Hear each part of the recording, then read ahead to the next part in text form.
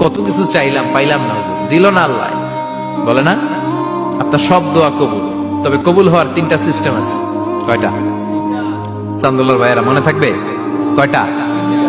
আপনি যত দোয়া করছেন সব কবুল, কারণ আল্লাহর কাছে কিছু চাইলে আল্লাহ ফিরাইয়া দিতে জানে না। আল্লাহ জানেই না কেমনে ফিরাইয়া দিতে হয়।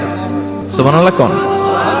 চাওয়া মাত্রই আল্লাহ বলে অ্যাকসেপ্টেড, যা কবুল, দিব দিব না এটা বলতে জানে না, চাওয়া মাত্রই বলে দিব। 3 সিস্টেম। নাম্বার 1, আপনি আল্লাহর কাছে দোয়া করলেন, চাইলেন, আল্লাহ বলে দিব, বলেই তিনি দিয়ে দেন আর আপনি খুশি হয়ে যান, পেয়ে গেলেন।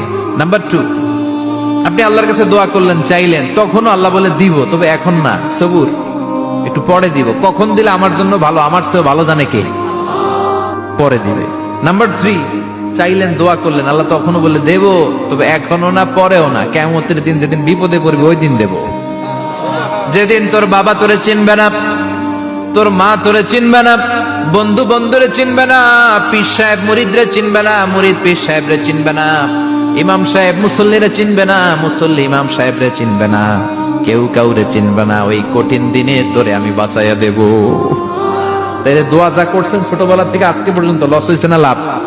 লস না লাভ? এজন্য বেশি বেশি দোয়া করার দরকার আছে না নাই?